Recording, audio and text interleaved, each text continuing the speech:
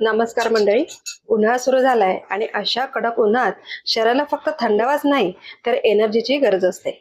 म्हणूनच आज आपण बनवणार आहोत देशी प्रोटीन शेक, म्हणजेच पौष्टिक सत्तूचं सरबत.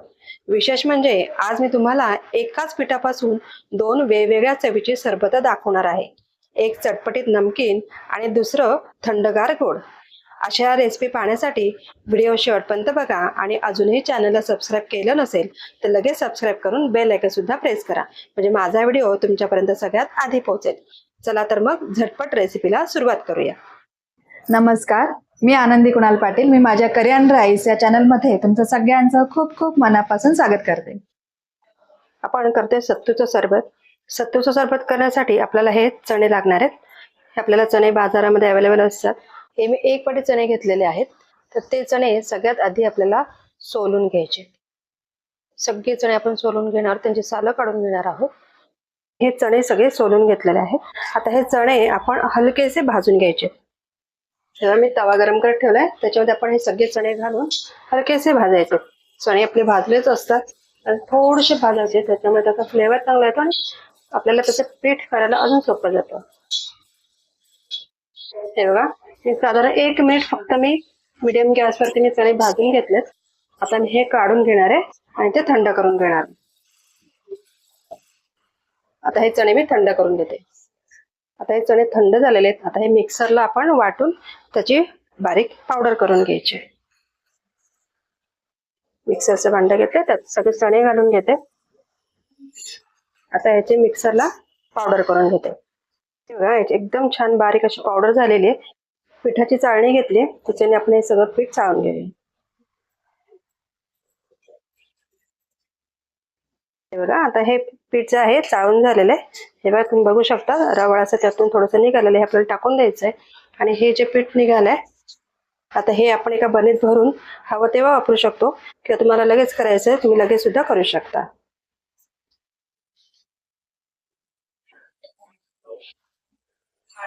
हे बघा, हे पीठ मी आता बरणीत भरून ठेवलंय. हे आता आपण हवं तेव्हा वापरू शकतो. चला, आपण आता सत्तूचं सरबत करायला घेऊया. त्यासाठी मी या भांड्यामध्ये 2 ग्लास पाणी घेतलंय. थंडगार पाणी घ्यायचंय. चला, आपण याच्यामध्ये सत्तूचं पीठ घालून घेऊया.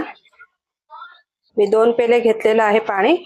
4 चमचे त्याच्यामध्ये हे पीठ घालून घेणार आहे.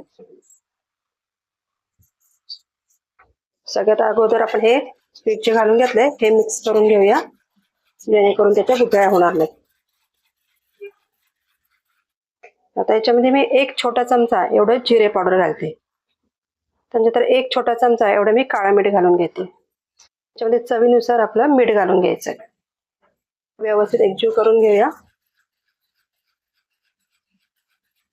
याच्यामध्ये आपल्याला कांदा, कोथिंबीर आणि हिरवी मिरची घालून घ्यायची. आपण साधारण 1, 2, 3 चमचे कांदा घालायचा आहे. कांदा तुम्हाला आवडत असेल तर घाला, नाही घातला तरी सुद्धा चालेल, पण चांगला लागतो त्याच्यामध्ये कांदा. मी 1 छोटी मिरची चिरून घेतली, ती त्याच्यामध्ये घालते आणि थोडीशीच कोथिंबीर घालायची. ते सगळं छान मिक्स करून घ्यायचंय. आणि सगळ्यात शेवटी आपल्याला याच्यामध्ये लिंबाचा रस घालायचा. मी आता 1 लिंबाचा रस याच्यामध्ये घालून घेते. आता ह्याच्यामध्ये 1 लिंबू पिळून घेणार आहे.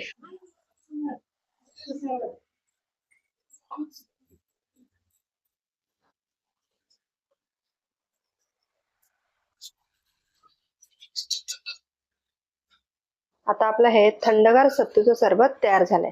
आता पुढे लगेच करूया गोड सत्तूचं सरबत. गोड सत्तूच्या सरबतासाठी 1 ग्लास पाणी घेते. आता याच्यामध्ये मी 2 चमचे एवढं सत्तूचं पीठ घालून घेते.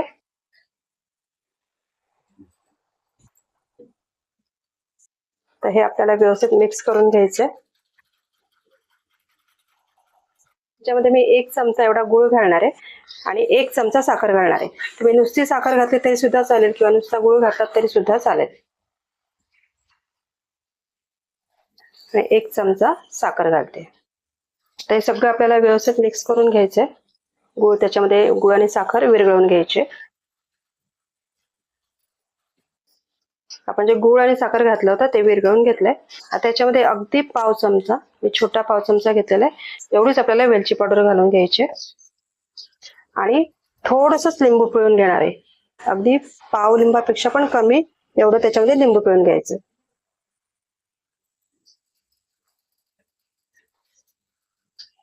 आता आपलं हे गोड सत्तूचं सरबत तयार आहे.